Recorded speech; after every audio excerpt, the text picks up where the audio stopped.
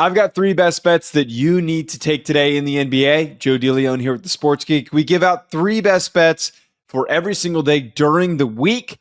And last time on Monday, we'll get an update on Tuesday on tomorrow's video. We went 2-1 again. We ended up connecting on Celtics -4 versus the Kings, Pacers -1 versus the Timberwolves, but did not find success with Lakers -4 versus the Magic. Currently, overall, we're sitting at 60%, 45-30-1, 10-9-1 in the NBA at 52%. But we're going to start to climb up, build a little bit more success with these NBA picks.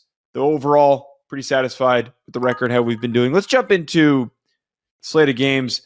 I was very tempted to place a bet on the 76ers Wizards game because it's just quite possibly one of the worst games this season. But both teams have completely mailed it in. It feels like neither are trying. The 76ers are without all of their stars.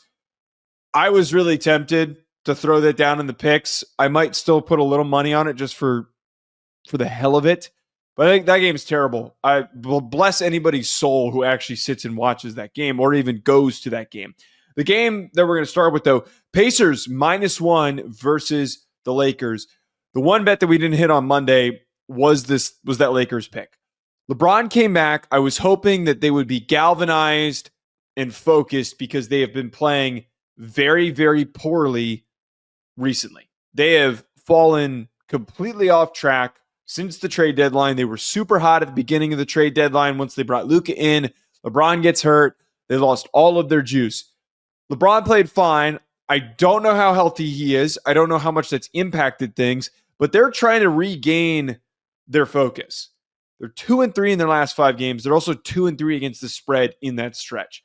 The Pacers are 5-0 in their last 5 games. They are sneakily extremely hot right now. In a situation where it's a 1-point spread and it is a pick'em type situation, I am taking the Pacers because I am believing in the momentum that they have, and I don't have a lot of faith right now that the Lakers are going to just flip the switch and get right back to it. I made the mistake of thinking it was going to happen on Monday, and it's very clear after watching that game, there's a feeling out process. They have played poorly against some back-end crappy teams in the East, and this Pacers squad is actually quite feisty. Next one, Nuggets -4 versus the Bucks. The big driving force with this, and there's a chance by the time you find this video that this line ends up moving. Damian Lillard, it was announced on Tuesday night, is going to be out indefinitely with deep vein thrombosis. Wishing him a speedy recovery, but any chance that we have to take advantage of a star player being out of a lineup, more importantly, with a spread this close, we need to take advantage of that. I know that the Nuggets are a little bit banged up right now. Jokic has been a little bit banged up with an ankle injury. If he's still unavailable, I think that this Nuggets squad can play competitively enough to win this game by the 4-point spread that they're given.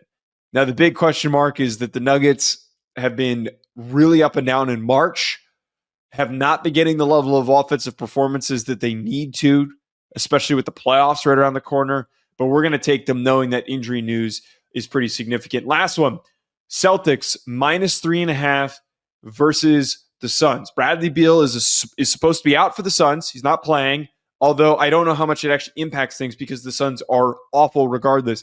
I feel like this spread is mostly motivated by the fact that, one, the Celtics are traveling to play the Suns, and then two, the fact that the Suns played as well as they did on Monday night against the Bucks. That was extremely unexpected. They played their asses off. I don't think that is going to show up against the Celtics. Maybe this is a situation where the Celtics sit a couple of their starters, and we don't know that coming into the matchup. They're still pretty healthy. This Celtics defense is deep enough that they can contend with the Suns starting lineup.